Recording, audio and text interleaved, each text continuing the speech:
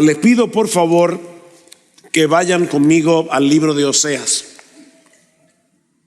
Libro del profeta Oseas en el Antiguo Testamento. Y vamos a estar cubriendo en esta mañana los capítulos 1 al 3. Pero déjenme leerles el capítulo 1 completo. Palabra del Señor que vino a Oseas, hijo de Beri, en días de Usías, Jotam, Acaz y Ezequías, reyes de Judá, y en días de Jeroboam, hijo de Joás, rey de Israel. Cuando por primera vez el Señor habló por medio de Oseas, el Señor le dijo: ve, toma para ti a una mujer ramera y ten con ella hijos de prostitución, porque la tierra se prostituye gravemente, abandonando al Señor. Oseas fue y tomó a Gomer, hija de Diblaim, y ella concibió y dio a luz un hijo. En la Reina Valera dice: le dio un hijo a Oseas. Y el Señor dijo a Oseas: ponle por nombre Jezreel, porque dentro de poco castigaré a la casa de Jehú por la sangre derramada en Jezreel, y pondré fin al reino de la casa de Israel. En aquel día quebraré el arco de Israel en el valle de Jezreel. Ella concibió otra vez y dio a luz a una hija. Y el Señor le dijo: ponle por nombre Lo-Ruama, porque ya no me compadeceré de la casa de Israel, pues no los perdonaré más, pero me compadeceré de la casa de Judá y los salvaré por el Señor su Dios. No los salvaré con arco, ni con espada, ni con batalla, ni con caballos, ni con jinetes. Después de haber destetado a los Ruamá, ella concibió y dio a luz un hijo. Y el Señor dijo: ponle por nombre Lo-Ammi, porque ustedes no son mi pueblo y yo no soy su Dios. Pero el número de los israelitas, aquí viene el contraste, será como la arena del mar, que no se puede medir ni contar. Y sucederá que en el lugar donde se les dice: no son mi pueblo, se les dirá: son hijos del Dios viviente. Y los hijos de Judá y los israelitas se reunirán y nombrarán para sí un solo jefe, y subirán de la tierra, porque grande será el día de Jezreel. Una vez más, busquemos la ayuda del Señor. Padre, de nuevo te damos muchas gracias por darnos la oportunidad de estar en medio de tu pueblo, por darnos la oportunidad de predicar tu palabra. Tú conoces mejor que nadie la debilidad del mensajero, pero Señor, cumple tú en esta hora tu promesa de que tu poder se magnifica, se manifiesta precisamente en nuestra debilidad, para que sea evidente que no somos nosotros, es tu gracia. Ven y bendícenos ahora, Señor. Bendice a tu pueblo, y aun si hay alguno aquí que todavía no pertenece al pueblo de Dios, llámalos hoy eficazmente al arrepentimiento y a la fe, porque te lo pedimos en Cristo. Amén y amén. Muchas personas tienen la idea equivocada, muy equivocada, de que el Dios del Antiguo Testamento es diferente al Dios del Nuevo Testamento. De hecho, muchos piensan que Dios el Hijo se hizo hombre y murió en una cruz porque era la única forma de aplacar la ira del Dios Padre, que no siente ninguna compasión por sus criaturas pecaminosas. Dios el Hijo es bueno, amoroso, compasivo. Dios el Padre es implacable en la aplicación de su justicia. Pero mis hermanos, nada puede estar más lejos de la realidad. Existe un solo Dios que subsiste en tres personas, el Padre, el Hijo y el Espíritu Santo, y ninguna de las tres personas de la Trinidad es más amorosa, es más compasiva que la otra. Fue por amor que el Padre envió a su Hijo para salvarnos de la condenación que merecen nuestros pecados, y todo eso obviamente sin pasar por alto su justicia. Todos conocemos seguramente de memoria Juan 3:16. De tal manera amó Dios al mundo. Ahora, ¿cuál de las tres personas de la Trinidad está siendo señalada ahí? Evidentemente Dios el Padre, porque dice que Él dio a su Hijo para que todo aquel que en Él cree no se pierda, mas tenga vida eterna. Por supuesto, el Hijo vino voluntariamente, movido por el mismo amor, porque el Hijo y el Padre son uno, dice en Juan capítulo 10, versículo 31. El que me ha visto a mí, ha visto al Padre, le dijo Cristo a Felipe en Juan capítulo 14, versículo 8. El Dios del Antiguo Testamento es el mismo Dios del Nuevo Testamento, porque, mis hermanos, hay un solo Dios, misericordioso, compasivo, más allá de lo que nuestras mentes finitas pueden imaginar y más allá de lo que este limitado predicador puede expresar en esta mañana. Y no porque esté medicado, yo puedo estar en mi mejor condición física, mental, de garganta, y aún así yo no sería capaz de poder expresar en su justa dimensión el inexplicable, el invencible, el abrumador amor de Dios. Y eso es precisamente lo que aprendemos del libro de Oseas. Yo no sé cuántos de ustedes están familiarizados con el libro de Oseas, y yo espero que no llegues al cielo, te encuentres con Oseas y resulta que no hayas leído su libro. Pero la historia que se narra en este libro es muy chocante. La relación entre Oseas y Gomer. Pero lo que yo quisiera demostrar en esta mañana es que el amor que esa relación ejemplifica es sencillamente incomprensible. Ese Dios infinitamente santo, infinitamente justo, ha decidido amar a los suyos con tal clase de amor que escapa a toda comprensión humana. El libro de Oseas comienza como casi todos los libros proféticos, ubicando el ministerio de Oseas en su contexto histórico. Versículo 1 otra vez. Palabra del Señor que vino a Oseas, hijo de Beri, en días de Usías, Jotam, Acaz y Ezequías, reyes de Judá, y en días de Jeroboam, hijo de Joás, rey de Israel. Me imagino que muchos de ustedes saben que en un punto de la historia las 12 tribus de Israel se dividieron en dos durante el reinado de Roboam, hijo de Salomón, quedando 2 tribus en el sur, que a partir de ahí se conoce como el reino de Judá, 10 tribus en el norte, llamado a partir de ese momento el reino de Israel.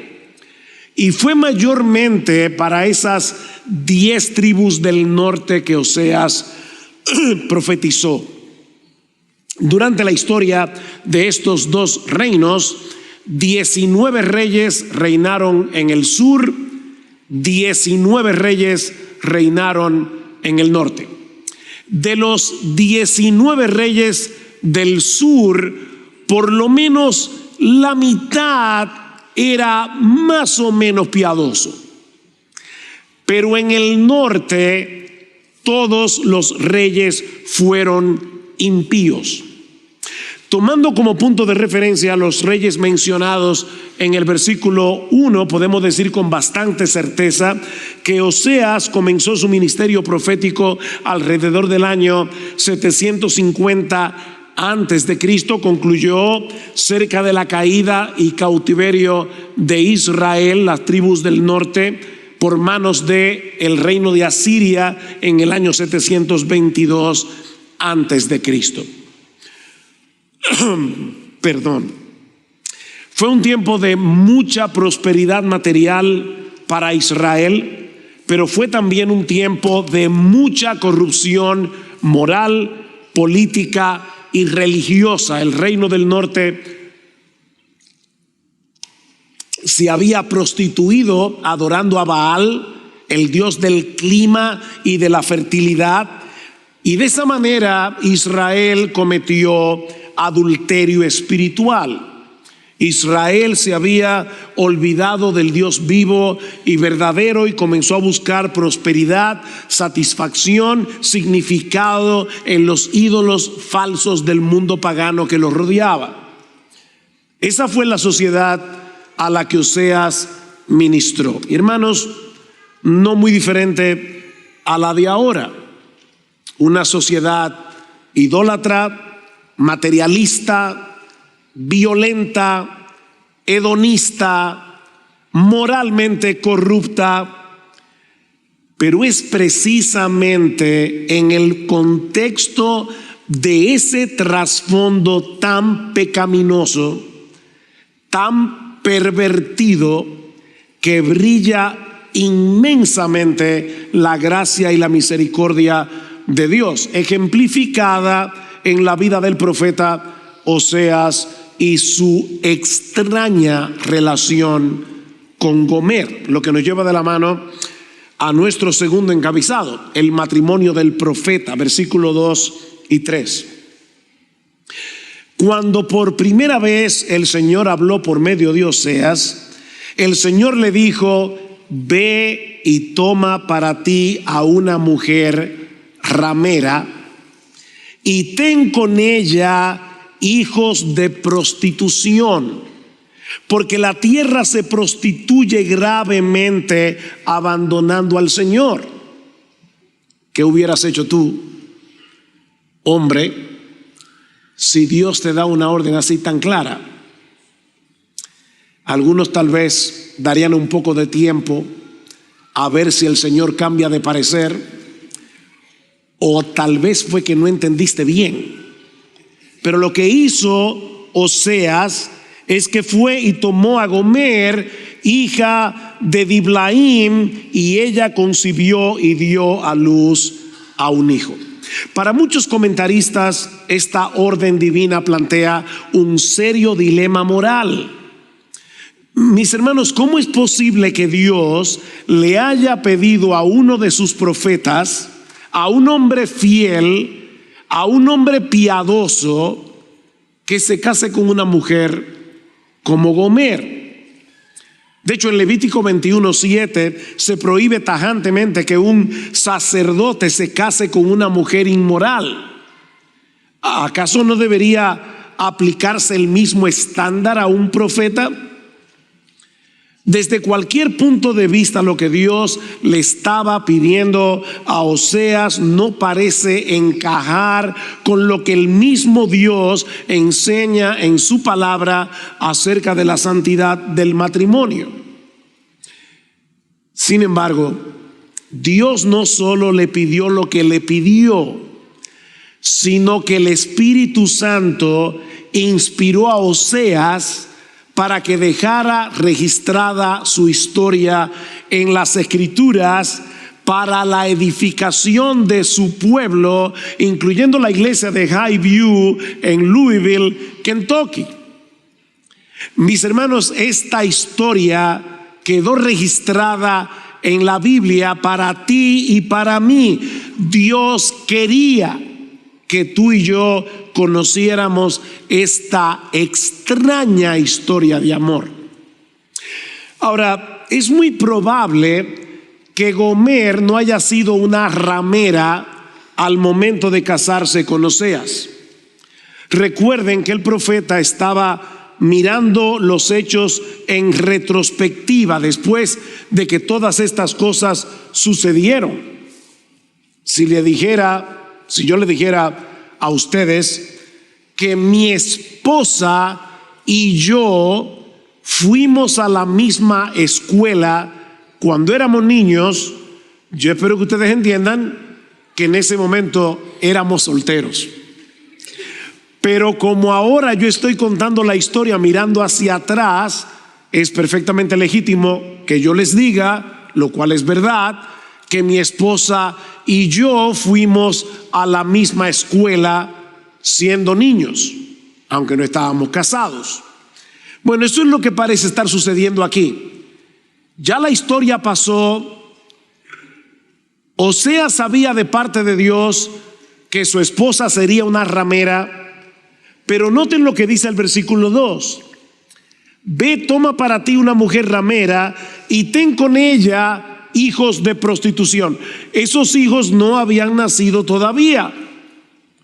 Gomer no tenía hijos al momento de casarse con Oseas, pero los hijos son mencionados desde antes de casarse. Ahora, habiendo hecho esta aclaración, de todas maneras, mis hermanos, lo que Dios le estaba pidiendo a Oseas es que le entregue su corazón a una mujer que lo iba a traicionar, a una mujer que no iba a apreciar su amor, a una mujer que lo iba a humillar como hombre profundamente.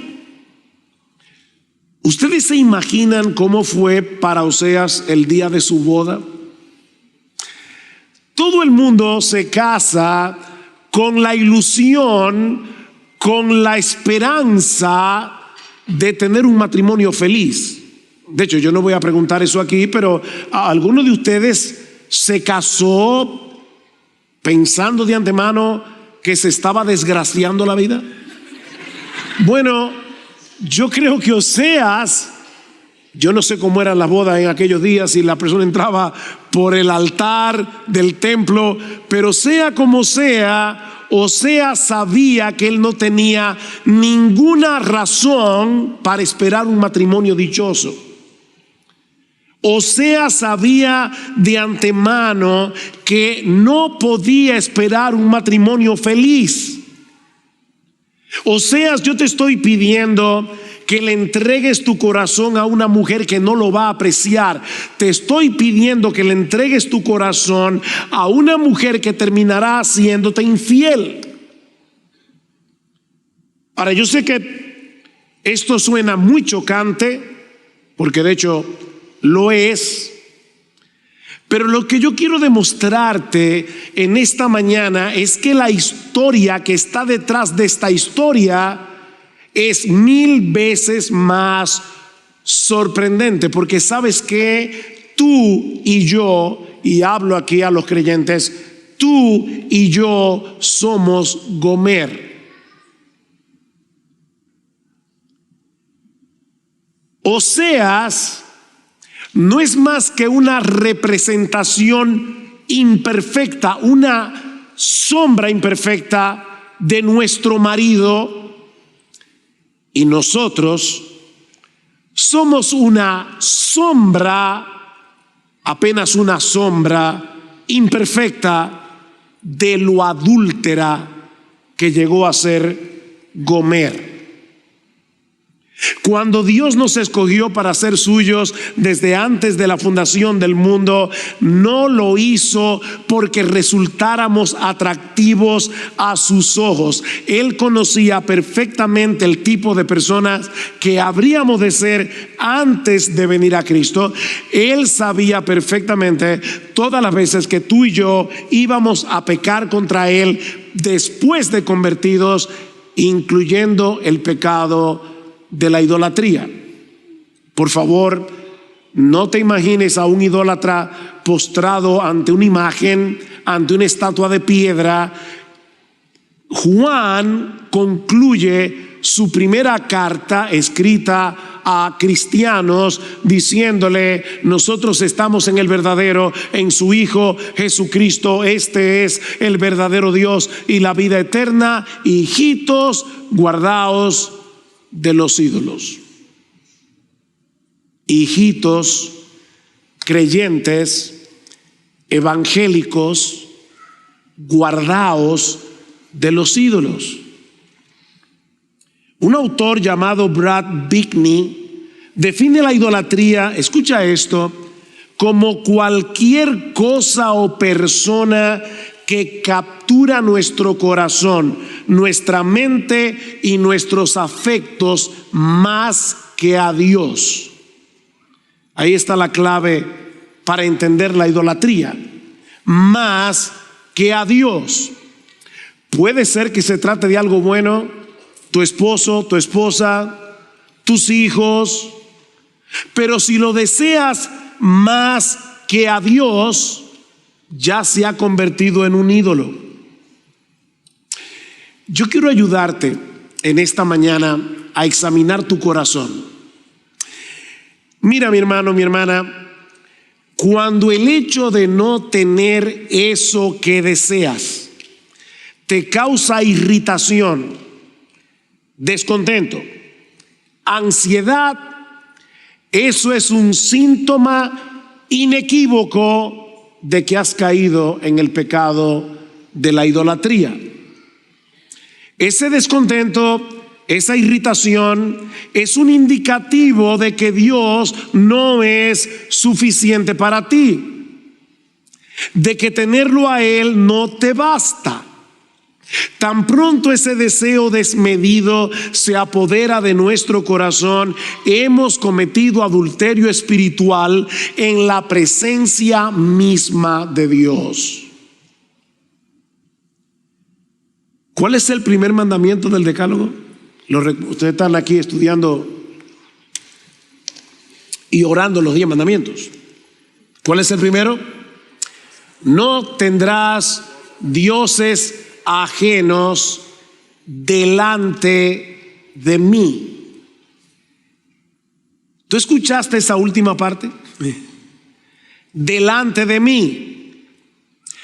Todo lo que tú deseas más que a Dios es un altar idolátrico que estás colocando en su misma cara para hacerle infiel.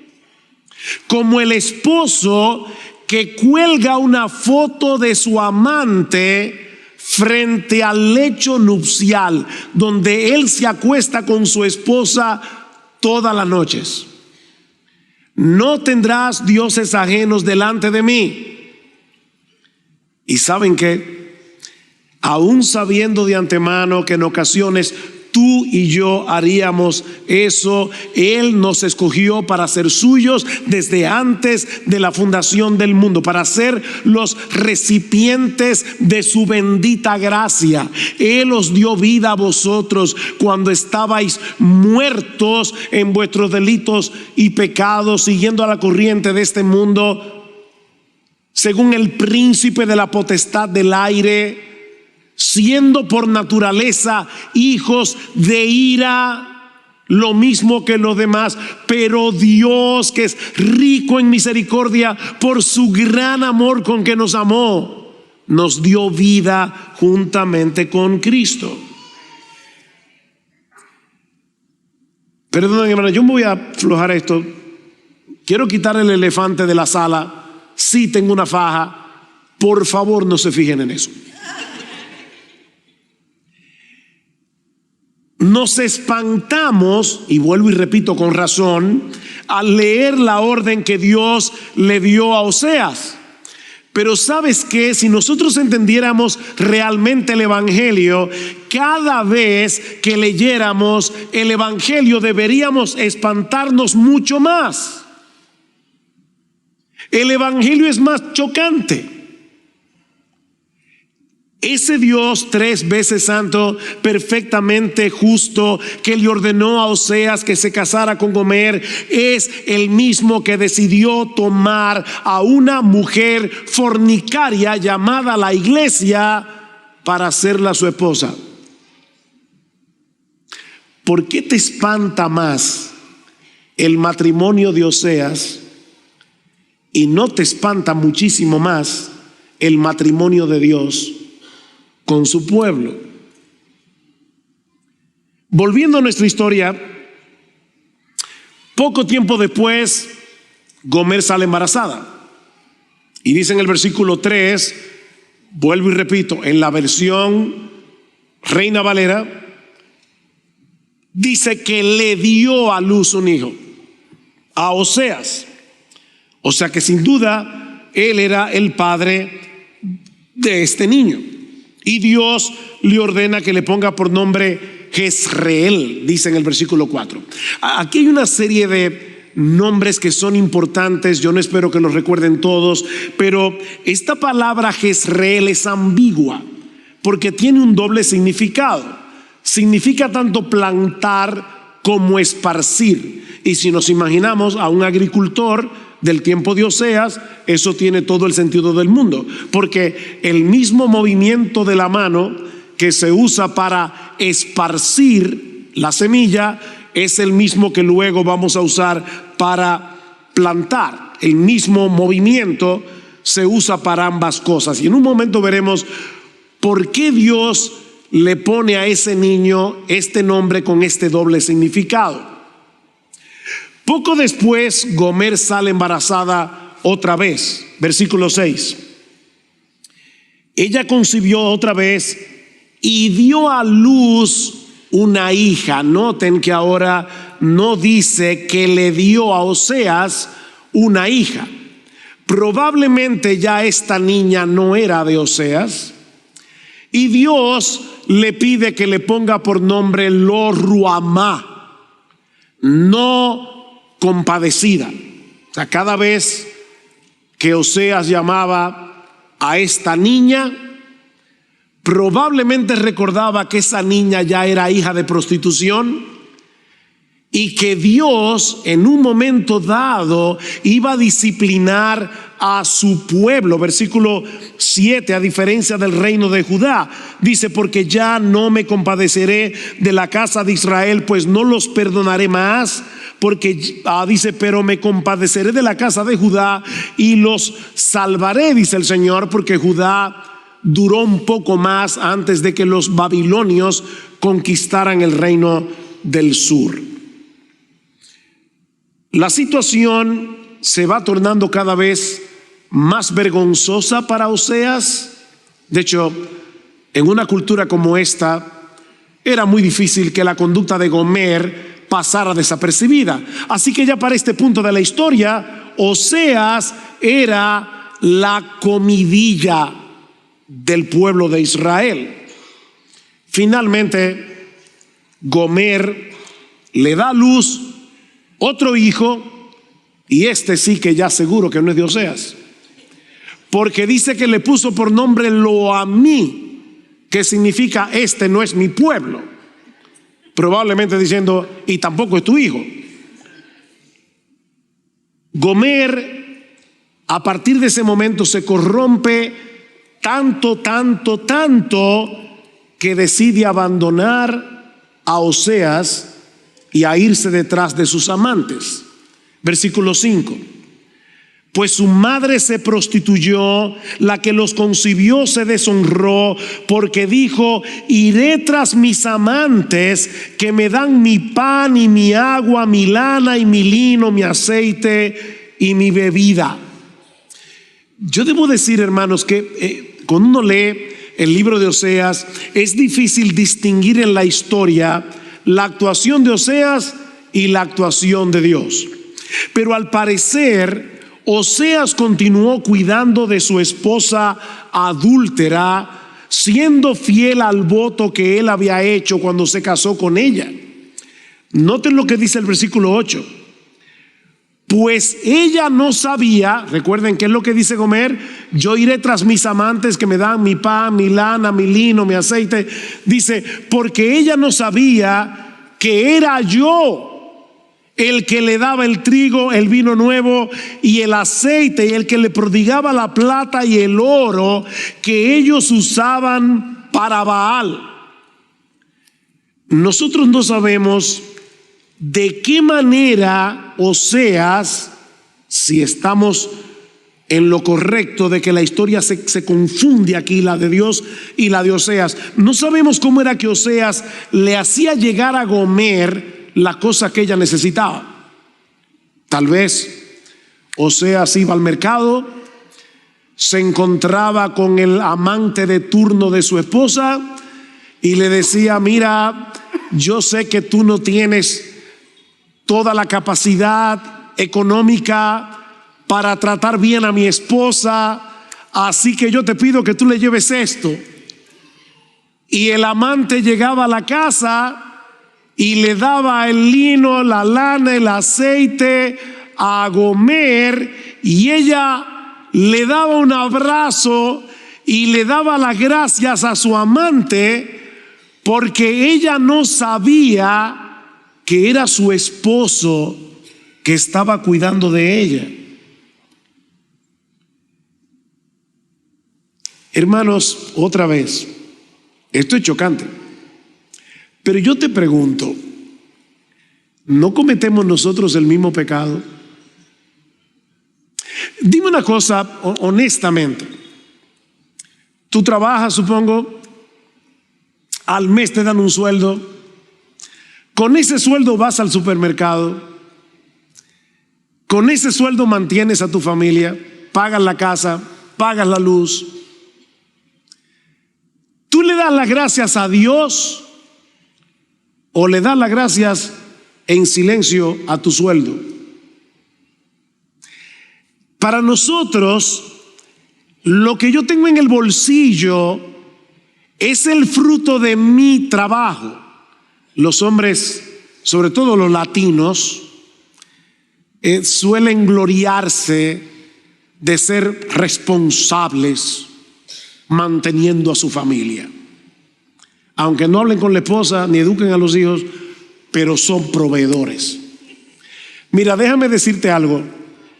Dios, a través de ti, le provee a tu familia y te provee a ti. Pero dice la Escritura que toda cosa buena, todo don perfecto, desciende de lo alto, del Padre de las luces, en el cual no hay mudanza alguna ni sombra de variación. Todo lo que nosotros tenemos, incluyendo la capacidad de trabajar, aún el hecho de tener trabajo, es una provisión de Dios.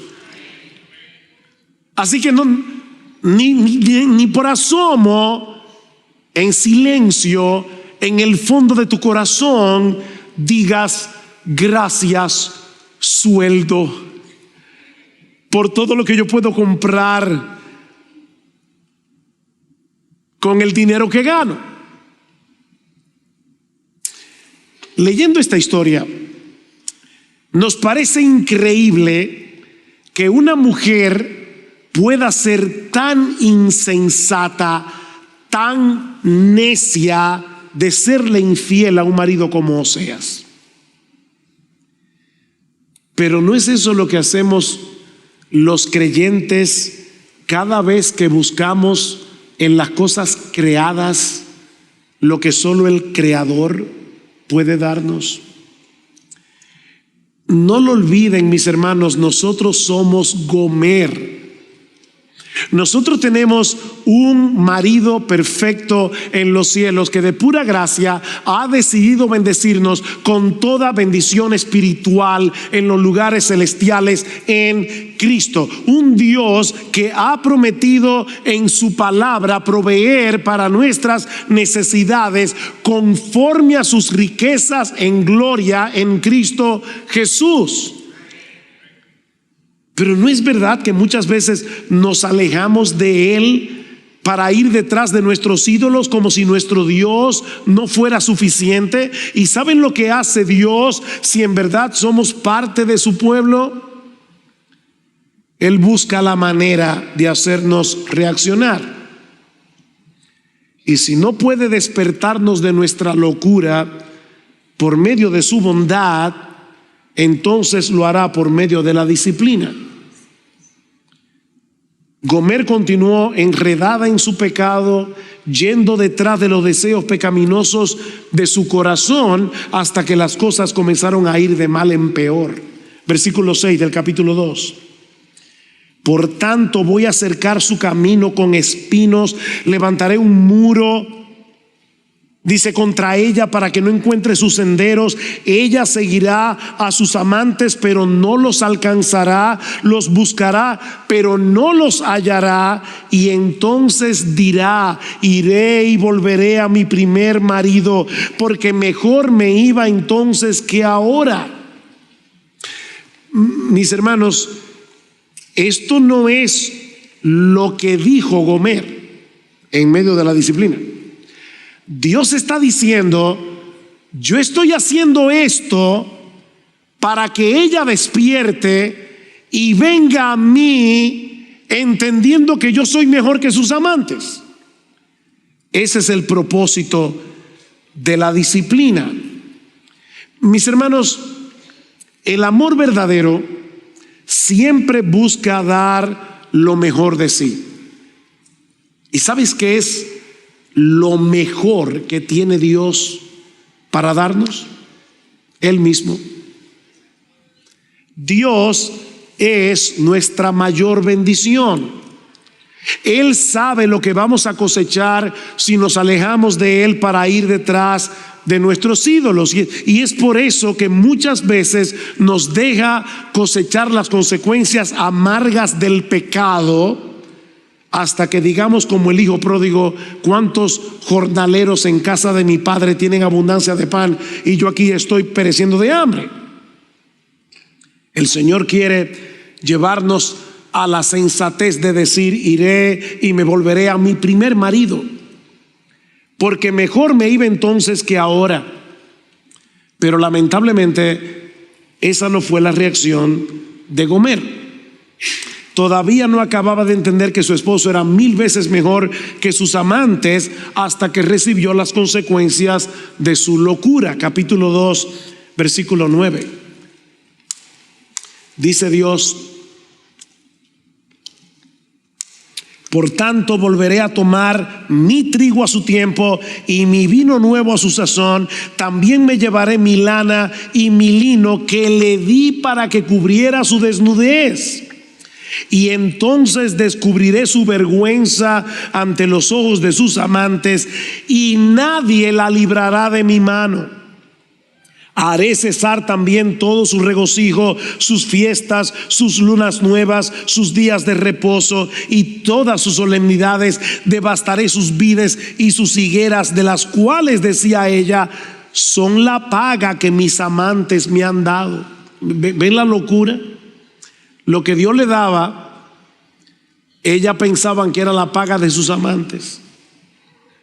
La convertiré en matorral y la devorarán las bestias del campo. La castigaré por los días de los Baales, cuando ella les ofrecía sacrificios y se adornaba con sus arcillos y joyas, y se iba tras sus amantes y se olvidaba de mí, declara el Señor.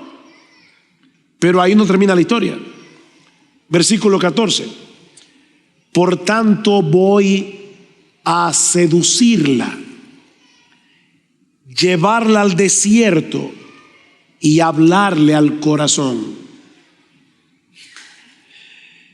El propósito de la disciplina era volver a traer a Gomer a su marido. Eventualmente Gomer fue desechada por sus amantes y fue tratada como una basura. Fue tal su degradación que terminó siendo vendida en el mercado de esclavos. Allí fue exhibida públicamente como una mercancía barata. Y por favor, no olviden ni por un instante que esta es una historia verdadera. Esto sucedió tal cual el libro le está contando. Gomer termina en el mercado de esclavo, esperando al próximo hombre que la comprara para abusar de ella. Pero entonces ocurre lo inesperado. Capítulo 3. Entonces el Señor me dijo: ve otra vez, ama a una mujer amada por otro y adúltera, así como el Señor ama a los israelitas, a pesar de que ellos se vuelven a otros dioses y se deleitan con tortas de pasas. La compré pues para mí por 15 siclos de plata.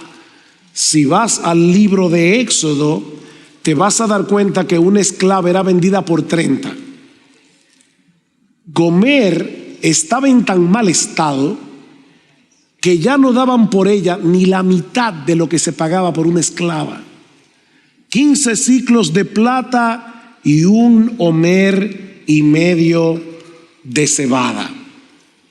Ahora, ¿ustedes se imaginan a Oseas participando en la subasta de su propia esposa?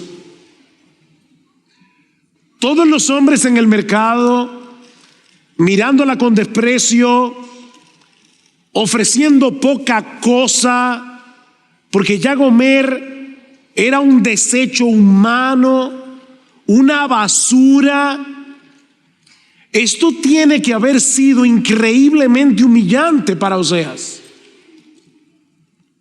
Pero no solo estuvo dispuesto a pagar el precio que pedían por Gomer, sino que después que la compra, vuelve a reafirmarle su voto matrimonial. Versículo 3. Y le dije: te quedarás conmigo por muchos días.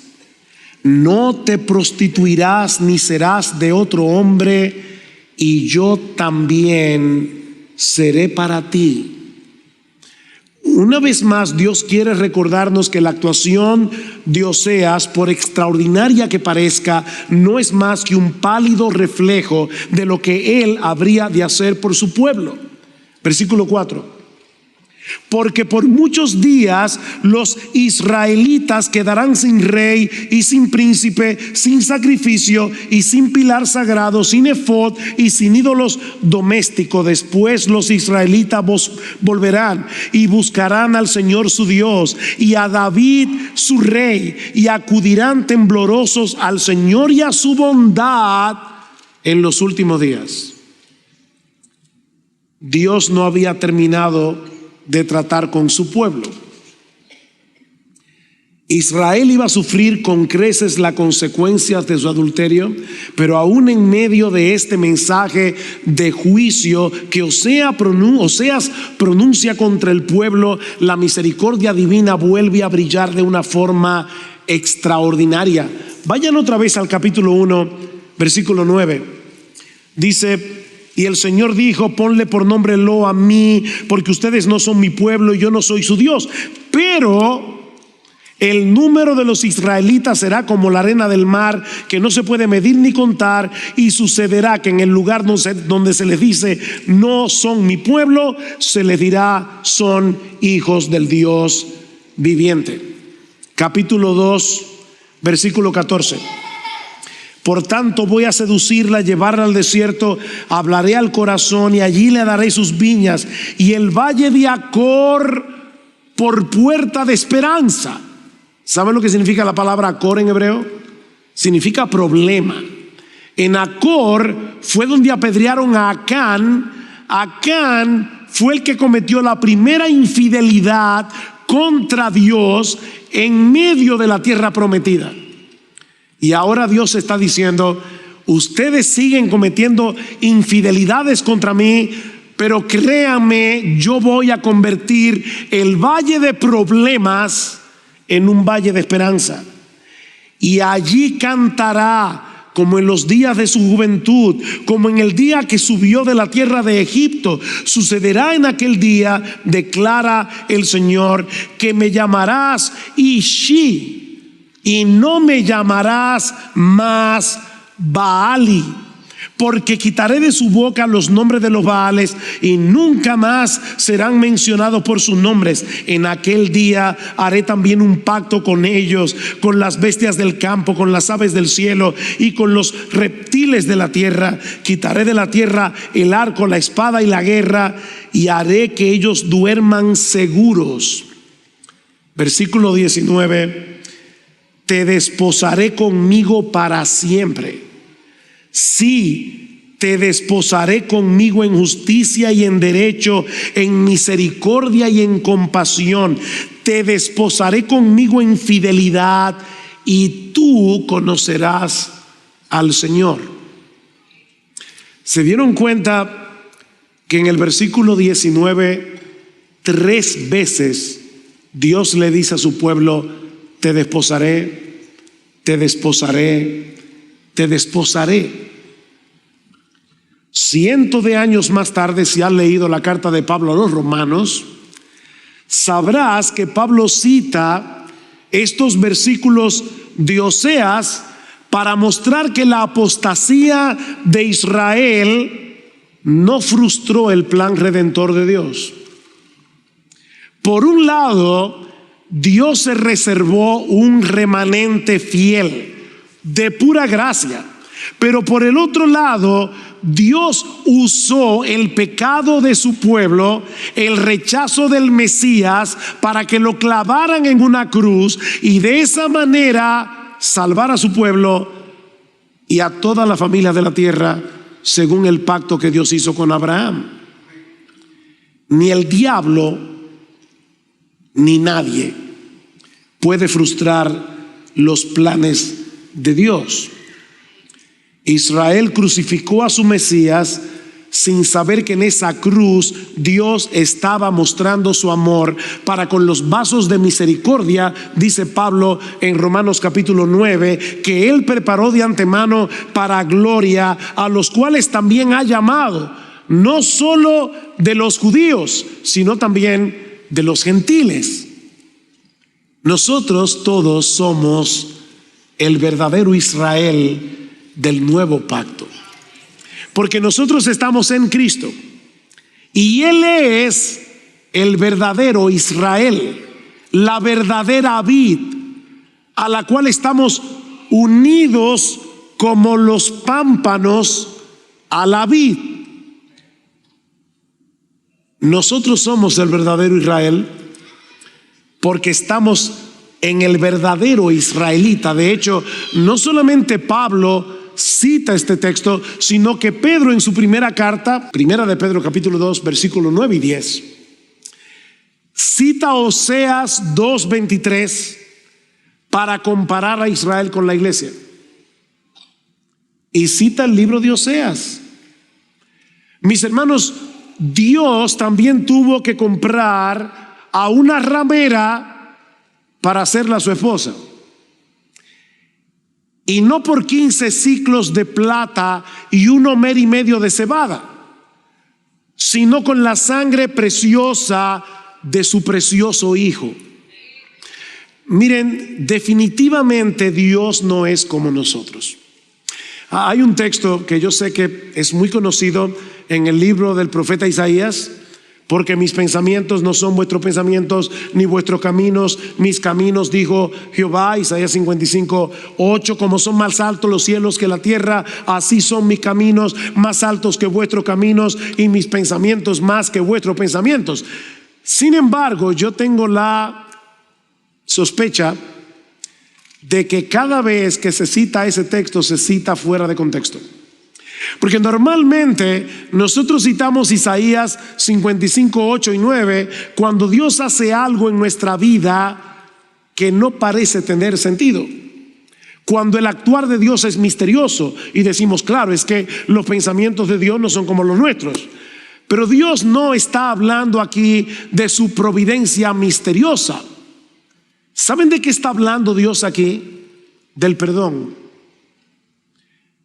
Los versículos anteriores a Isaías 55:8 dice lo siguiente: Buscad a Jehová mientras pueda ser hallado, llamadle en tanto que está cercano. Deje el impío su camino y el hombre inicuo sus pensamientos, y vuélvase a Jehová, el cual tendrá de él misericordia, y al Dios nuestro, el cual será amplio en perdonar, porque mis pensamientos no son como los tuyos y mis caminos tampoco.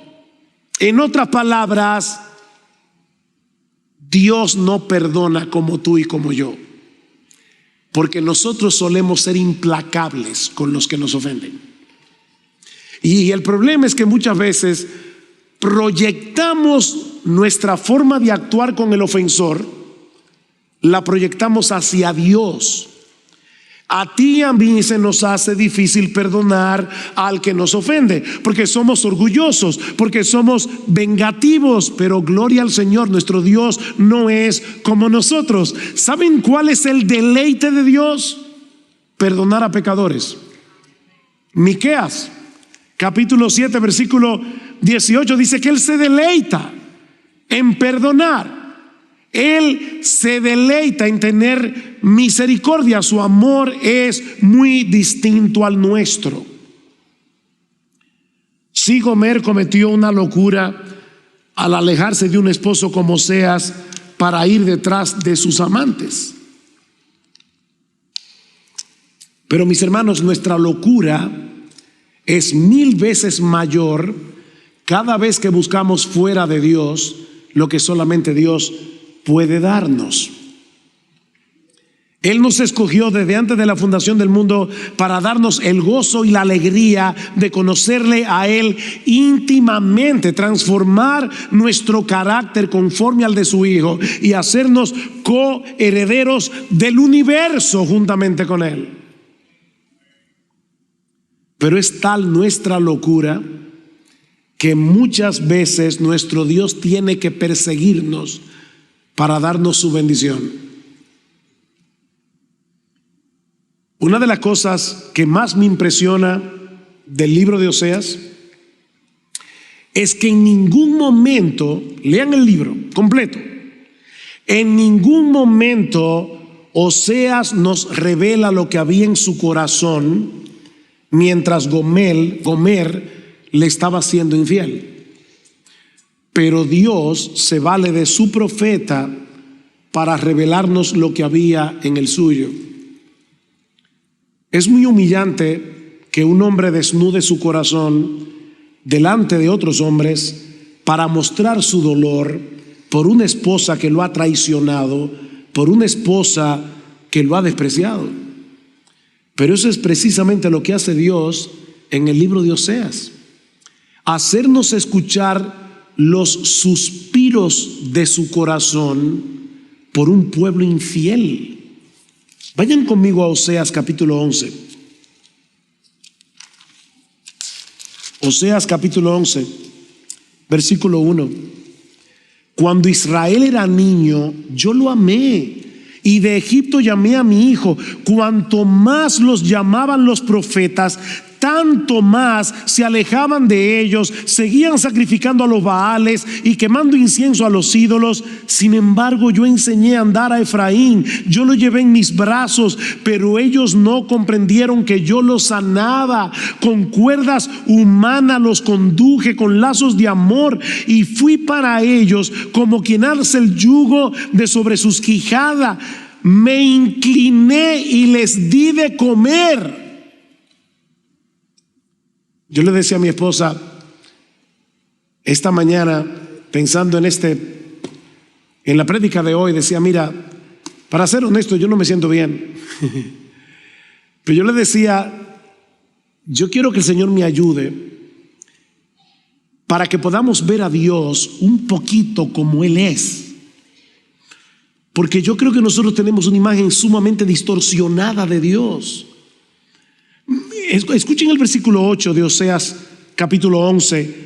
¿Cómo podré abandonarte, Efraín? ¿Cómo podré entregarte, Israel? ¿Cómo podré yo hacerte como a Adma? ¿Cómo podré tratarte como a Zeboim? Mi corazón se conmueve dentro de mí, se enciende toda mi compasión. Dios está descubriendo su corazón para que nosotros sepamos cómo Él percibe la infidelidad de su pueblo. Hasta aquí la historia de este extraño matrimonio. El de Oseas con Gomer, pero sobre todas las cosas el de Dios con su pueblo. Ahora, mis hermanos, ¿para qué está este libro aquí?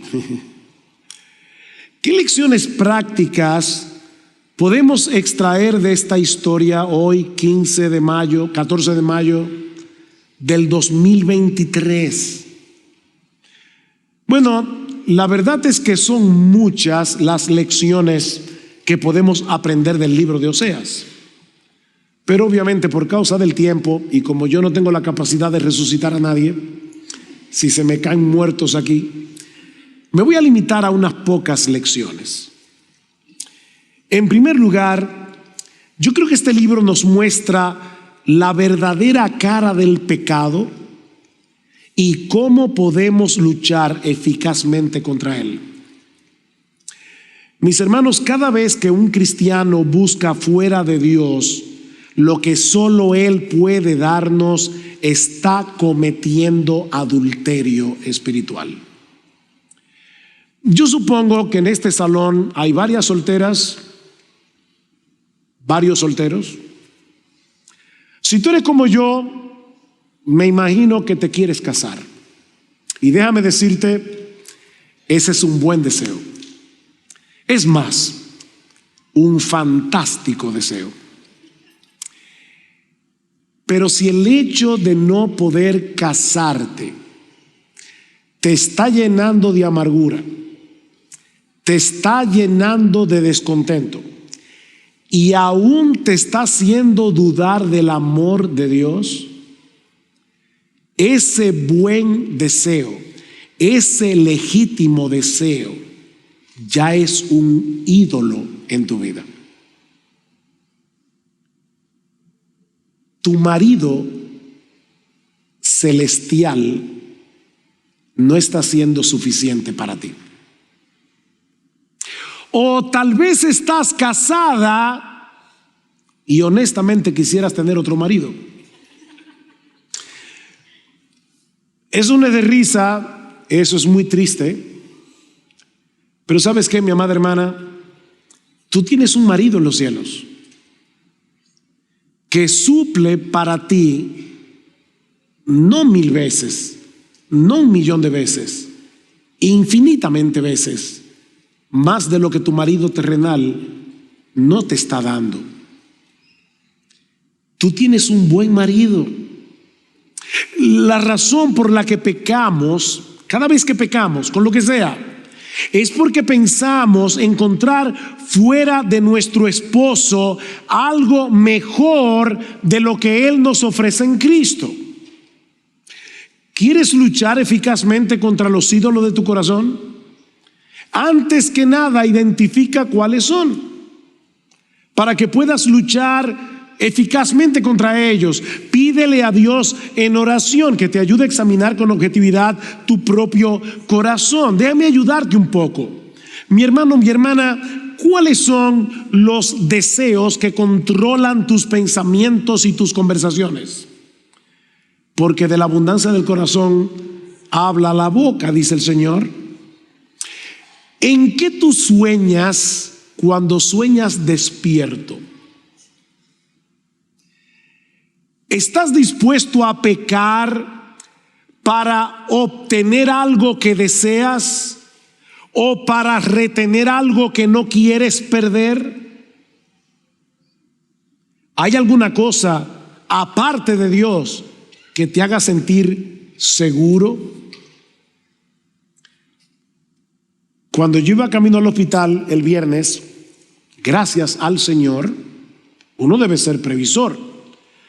Que mi esposa y yo, como viajamos con cierta frecuencia, sacamos un seguro de viajes. Ustedes saben que aquí caer en un hospital sin seguro puede ser una desgracia. Y yo tuve 6 horas o 7 horas en el hospital, me hicieron scan, prueba de sangre, no sé cuántas cosas más. Me imagino que no fue una cuenta bajita. Pero gloria al Señor, qué bueno, yo tenía seguro. Está bien, hasta ahí. Pero ¿saben qué era lo más importante? Que yo estaba en las manos del Señor, con seguro o sin seguro. Yo estaba en las manos de Dios. Mi hermano, ¿qué es lo que te hace sentir seguro? Sobre todo cuando las cosas comienzan a ponerse feas. ¿Hay alguna cosa que tú creas necesitar aparte de Él para ser feliz? ¿O para que tu vida tenga propósito y significado? ¿Cuáles son tus temores? ¿O lo que te causa ansiedad? ¿Cuáles son las cosas que te irritan o te producen descontentos? Porque todas esas cosas, temores, ansiedad, irritación, ¿saben lo que son? Alarmas que Dios ha puesto en nosotros para hacernos ver que nuestros deseos están saliendo de control. Y vuelvo y repito, pueden ser deseos legítimos. Así que mi hermano, mi hermana, examínate a ti mismo y luego recuerda quién es tu marido. Recuerda el costoso amor con que te ha amado, los beneficios espirituales sin número que Él ha derramado y continúa derramando sobre ti. Medita en eso, mi hermano, mi hermana, hasta que el brillo pasajero del pecado se desvanezca por completo a la luz del invencible, inexplicable y soberano amor de Dios, que nos buscó y nos escogió cuando estábamos muertos en nuestros delitos y pecados, nos dio vida y en el altar del matrimonio nos hizo suyos. Recuerda ese momento cuando Jesús te dijo al corazón: yo, Jesús, te tomo por esposa delante de nuestro Dios y prometo serte fiel y verdaderamente fiel en los sufrimientos y gozo, en pobreza y abundancia, en salud y enfermedad. Yo prometo amarte y alegrarte como tu compañero, no hasta que la muerte nos separe, sino por los siglos de los siglos. Vuelvan otra vez al capítulo 2 de Oseas, versículo 16. Ya yo lo leí y les dije que había un juego de palabras aquí. Ahora déjenme explicar esto. Sucederá en aquel día, declara el Señor, que me llamarás Ishi, mi marido, y no me llamarás más Baali, que significa mi Señor. Para nosotros Baal, ¿verdad?, es un ídolo falso, pero la palabra Baal en hebreo lo que significa es Señor, y muchas veces se usa para hablar de un Señor duro, para hablar de un Señor demandante y cruel. De manera que lo que Dios está diciendo aquí es: cuando yo te despose conmigo otra vez, cuando yo por fin te saque de tu locura y te haga volver a mí, tú vas a comenzar a deleitarte en mí y no a verme simplemente como tu Señor, que lo es, sino como tu marido. Yo creo que Piper tiene razón cuando dice que una de las enseñanzas esenciales de este libro es que nosotros debemos amar apasionadamente a Dios como nuestro marido y no simplemente servirle como nuestro Señor. Ahora, no me malentiendan, nosotros debemos obedecer a Dios como nuestro Señor porque lo es, pero la razón es porque lo amamos como nuestro marido. No es un servicio legalista, No es un servicio servil. No es que yo me levanto por la mañana y leo la Biblia y oro porque tengo el temor de que si no lo hago me va a caer un rayo del cielo. Es porque yo amo a mi marido y me gozo en su palabra y quiero oír su voz y quiero estar en el día del Señor, donde el pueblo redimido se congrega no como una obligación, sino como algo que le da gozo a mi corazón, porque yo quiero tener comunión íntima con mi Señor. En segundo lugar, también aprendemos de esta historia que los creyentes somos tan amados por Dios, con un amor tan abrumador, que no somos gente necesitada de amor. No somos de esos que van por el mundo demandando que otros nos amen. No te hagas la víctima, porque no lo eres. Ay, pastor, es que usted no conoce mi historia. Mira, no conozco tu historia, pero si tú eres creyente, yo conozco la historia de redención de la que tú eres parte.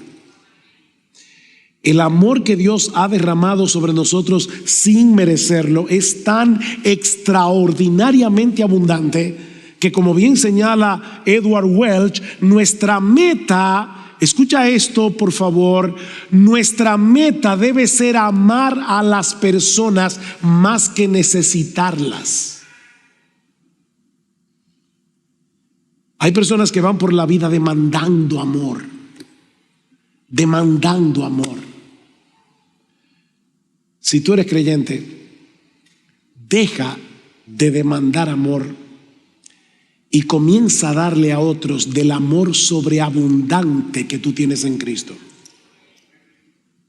El Dios de los cielos nos rescató de la esclavitud del pecado, nos compró para sí al precio de la vida de su Hijo, para hacernos libres y para que pudiéramos disfrutar de su amor por los siglos de los siglos. Debemos hacer nuestra la oración que Pablo hace por los efesios, que seamos capaces de comprender con todos los santos cuál sea la anchura, la longitud, la profundidad y la altura, y de conocer el amor de Cristo que excede a todo conocimiento, para que seamos llenos de toda la plenitud de Dios. Debemos orar: Señor, yo sé que tu amor es incomprensible, pero ayúdame a comprenderlo. Es irónico, es paradójico, pero Pablo está diciendo: yo le oro a Dios que ustedes sean capaces de comprender el incomprensible amor de Cristo. ¿Recuerdan ese corito para niños que dice: es tan alto el amor de Dios que no puedo ir arriba de él, es tan bajo que no puedo ir debajo de él, es tan ancho que no puedo ir afuera de él, tan vasto es el amor de Dios? Bueno, Pablo está diciendo: yo le pido al Señor en oración que ustedes sean capaces de comprender ese amor, porque cuando no eres capaz de comprender el amor de Dios, vas a tener muchos problemas en tu vida cristiana. Cada cosa que te salga mal, tú la vas a malinterpretar y vas a pensar que en ese momento Dios ha dejado de amarte. ¿Saben dónde se mide el amor de Dios? No es en la prosperidad, no es en la salud, es en el Calvario. Tú eres demasiado amado, demasiado amada, si estás en Cristo. En tercer lugar, si en verdad tú eres cristiano, y esto era algo que le oraba al Señor esta mañana, porque yo no conozco la condición de tu corazón, pero si tú eres cristiano y en este momento te has enfriado en tu relación con el Señor, tú sabes que tú no estás bien con el Señor, vuélvete a tu marido, Él te ha traído hoy aquí para hablarle a tu corazón a través del profeta Oseas.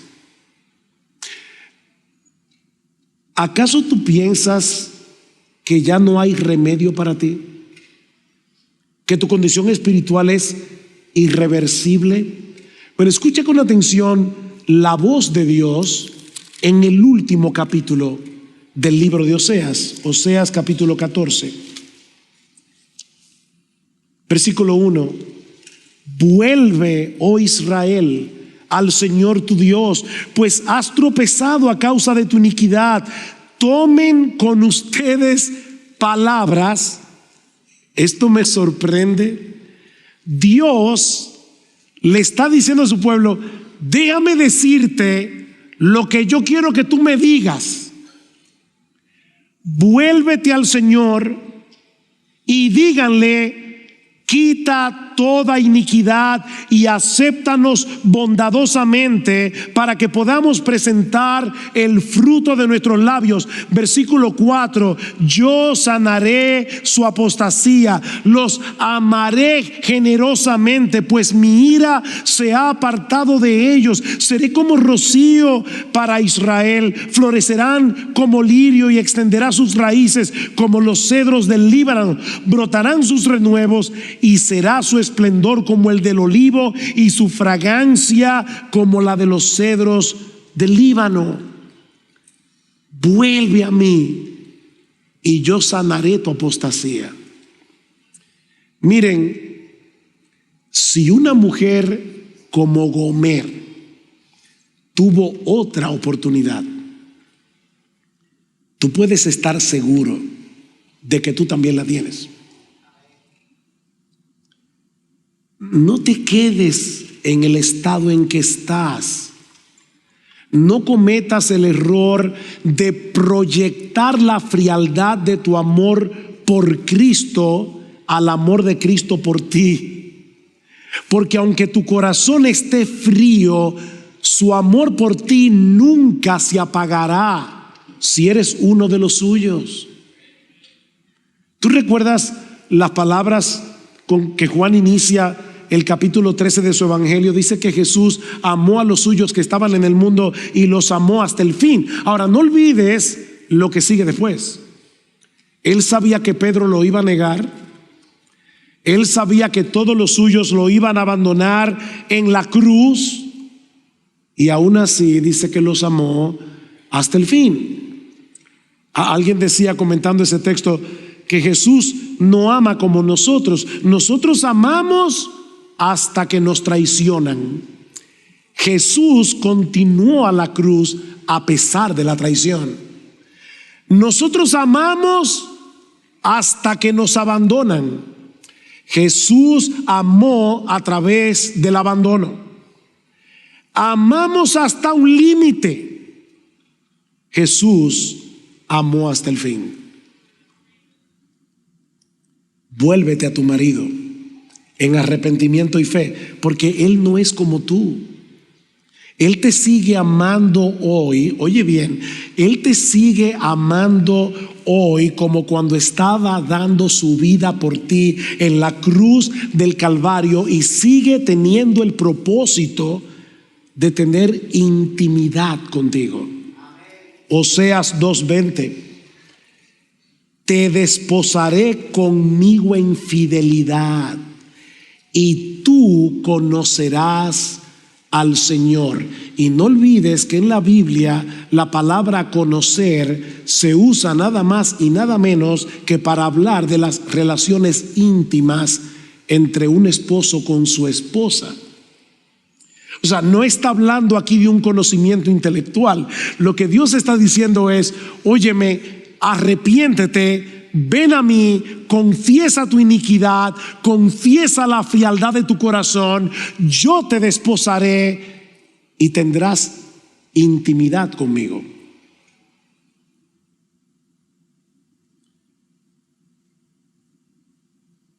¿Quién entiende un amor así? Y si hay alguien aquí que todavía está sin Cristo, fuera de ese pacto matrimonial, mi amigo, solo me resta suplicarte que no desprecies al Dios amante que nos revela su corazón en este libro.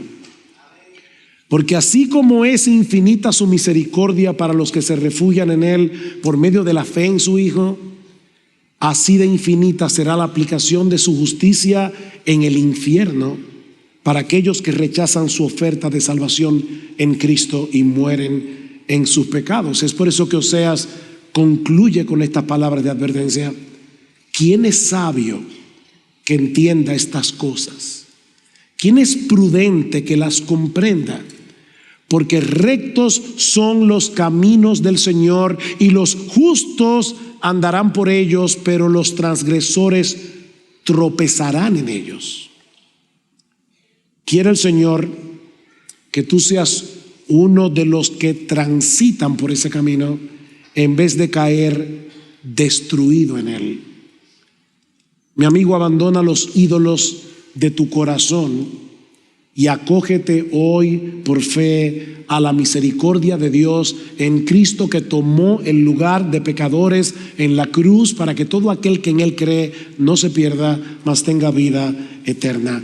Todos tus pecados serán perdonados si vienes a Él en arrepentimiento y fe. Recibirás gratuitamente por gracia el don de la vida eterna y comenzarás a disfrutar de ese amor invencible, inconquistable de Dios, eternamente y para siempre.